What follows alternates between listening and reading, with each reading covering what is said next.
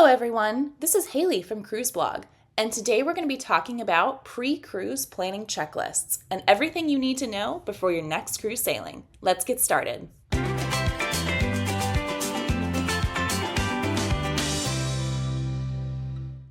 While one of the major appeals of booking a cruise vacation is the convenience, there is a lot of planning that goes into it before stepping foot on board. From validating your passport to making travel arrangements, booking pre-cruise add-ons, and completing the online check-in, you're likely to have your cruise in the back of your mind for weeks leading up to the actual sail date. Rather than saving important tasks until the last minute, we've created the best pre-cruise planning checklist to ensure that you don't miss any of the steps. First up, what should you do before you book your cruise? Make sure that your documentation is up to date.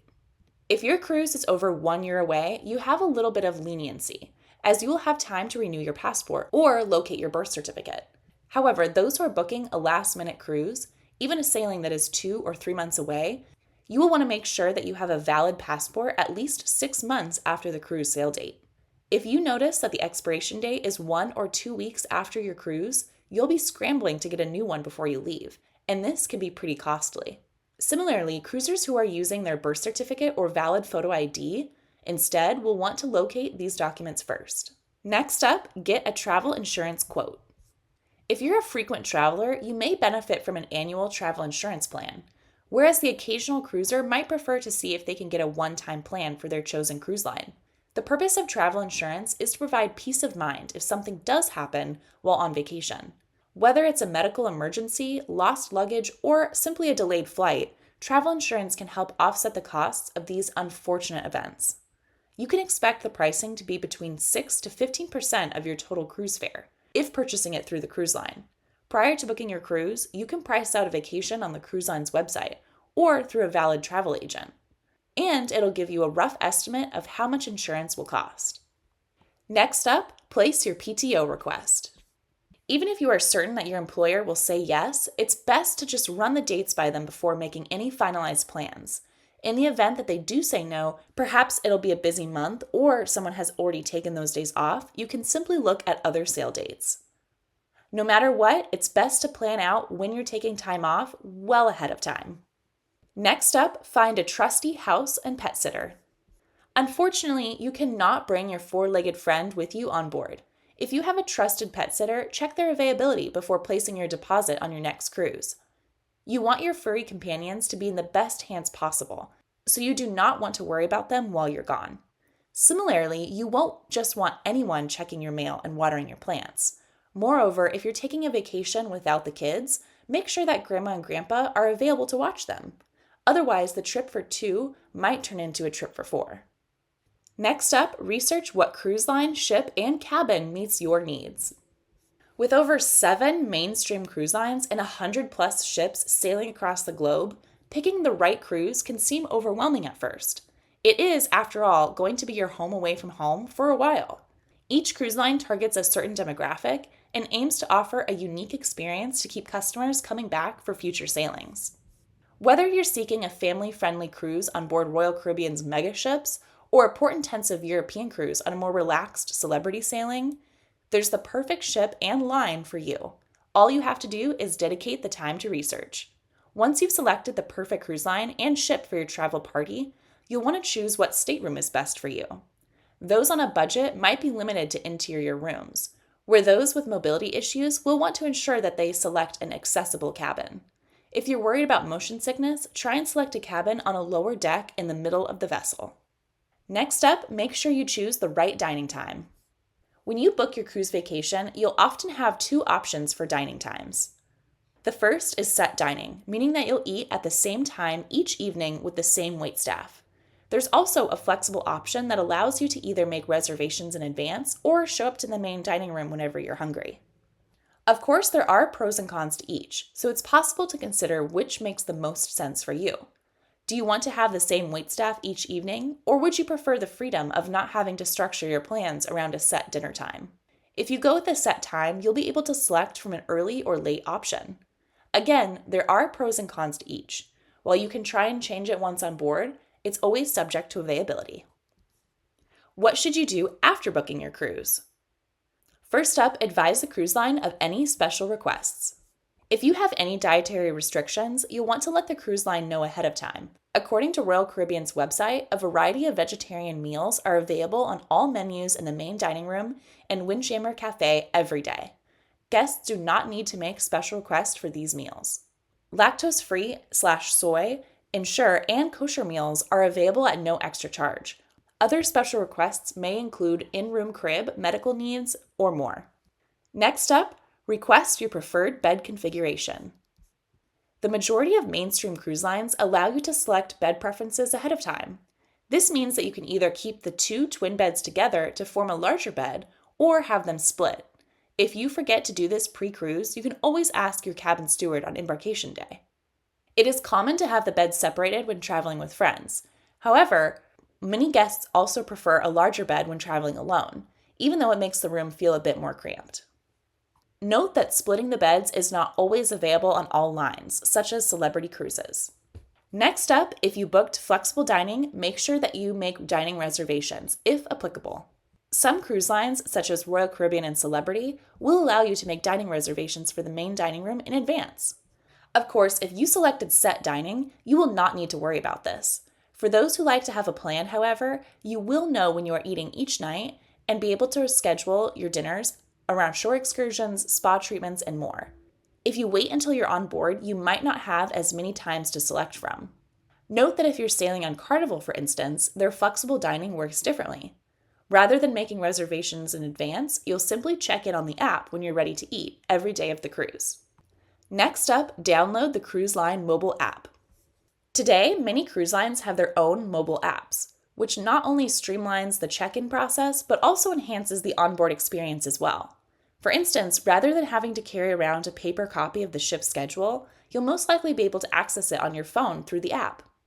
Depending on which cruise line that you are sailing with, you might be able to do even more with the application, such as open your stateroom door, adjust the lighting in your cabin, make dining reservations, order food to your exact location on the ship, and so much more. Next up, for those driving, it might be advantageous to research and book port parking ahead of time. If you're lucky enough to live within driving distance to your cruise port, you're likely going to bypass the hassle of air travel. Of course, this means you'll have to pay to park your car, as parking is not usually free at cruise ports. Each port will have on-site parking. However, if you are looking to save some money, you can also consider independent lots. Regardless of which option you go with, booking parking ahead of time will ensure that you have a spot upon arrival, which can be important during peak cruising seasons. Next up, guests flying into the port will need to decide how they're getting from the airport to the terminal. Once you land at the airport, you'll want to make sure that you have a plan. You don't want to waste time figuring out how to get to the terminal. Plus, doing your research is the best way to make sure that you're getting the best deal. Cruise line transfers, for instance, tend to be more expensive than rideshares or taxis. If, however, the airport is quite a distance from the terminal, such as the Heathrow Airport in London to the Southampton cruise port, you might value the convenience of having prearranged transfers. Speaking of flights, you won't want to wait too long to book them, as the price will likely increase the closer you get to your sail date. Next up, book a pre-cruise hotel. The biggest mistake you can make for your cruise is flying in the morning of your sailing. Not only does arriving the evening prior mean that you can sleep in, but you'll also have less to worry about. There won't be any need to constantly check the airline app to ensure that your flight is on time, or try and rebook because of a pesky last-minute cancellation. Personally, we at CruiseBlog like to try and utilize credit card rewards to offset the cost of a hotel. Even if the hotel is just $200, saving that cash means that you have more money to spend on add-ons, such as a drink package, shore excursion, or specialty dining once on board your cruise. Next up, peruse your cruise line's online planner and book any cruise add-ons that you're interested in. While the amount varies, most cruise lines offer discounts on pre-cruise purchases. This can save you a considerable amount of money on things like drink packages, Wi-Fi, and shore excursions. Plus, if you wait until you are on board, you might find that your desired tour or specialty restaurant is fully booked. The more you plan in advance, the less you'll have to deal with when you're on the ship. Why wait to purchase a drink package on board when you can step foot on the ship and head straight to the bar? Similarly, if you book a shore excursion, for example, one evening after you're preparing dinner at home, you won't have to visit the shore excursion desk during your cruise. giving you more time to enjoy everything happening elsewhere on board. Next up, ensure that your cruise is paid off in full by the final payment date. If you book your cruise in advance, you'll only have to pay a deposit. You will have until a specified date to pay the remainder of the balance in full. What's great about cruising is that there aren't any plans either. Hypothetically, you can wait until the day the balance is due to pay it all. Of course, you do not want to forget. If you miss the final payment date, you could lose your entire reservation and deposit money. So you should ensure that you double, triple, and quadruple check the date. If you have a travel agent, they will also remind you ahead of time. According to Norwegian Cruise Line, their final payment on all sailings between 1 and 7 nights is 120 days, regardless of whether you're staying in a standard cabin or a suite. Next up, complete your cruise line's online check-in process. The date on which your online check-in will open varies based on the cruise line. Norwegian Cruise Line, for instance, opens their check-in portal 21 days prior to sailing, whereas Carnival opens theirs 14 days prior. Like the final payment date, you'll want to mark the date that your portal opens, especially if you want to score an earlier arrival time, as they tend to go pretty quickly. Once this is done, you'll be able to print your luggage tags and boarding passes. The check-in process usually entails inputting your personal information and travel documentation, setting up an onboard expense account, and selecting an emergency contact. Truthfully, it has never taken us more than 10 to 15 minutes when checking in online, and we've sailed on board Royal Caribbean, Carnival, MSC ships, and Norwegian Cruise Line within the past year. Next up, book any pre-cruise beauty appointments. While there's nothing wrong with visiting the spa or salon while on the cruise, it'll save you money to do it ahead of time. Plus, you won't have to waste your time on the ship sitting in a chair. Nails aren't as difficult to schedule, however. Note that if you want a manicure or pedicure to last longer, you'll want to go as close to your departure date as possible. Of course, once again, there's nothing wrong with an at-home spa night either. Next up, get cash and/or foreign currency. Bringing cash on cruises often leads to some confusion. The fare has been paid, and if you're charging everything from your onboard expense account to your credit card, why bother keeping up with some annoying bills? Well, if you go ashore, you won't be able to simply pull out that plastic card. You'll either need your debit or credit card or cash handy. Moreover, should you feel inclined to tip your cabin steward, bartender, or other crew members, you'll have bills available. The ATM fees on ships are often pretty hefty as well. Having cash will help you avoid them. What should you do the week leading up to your cruise? First up, head to the store to restock any toiletries that you might need. Next up, notify your bank of your travel plans. By letting your bank know of your travel plans, you will eliminate them freezing your account due to suspicious activity. It's smart practice in general, even if you're just traveling a few states away. Next up, check the weather forecast.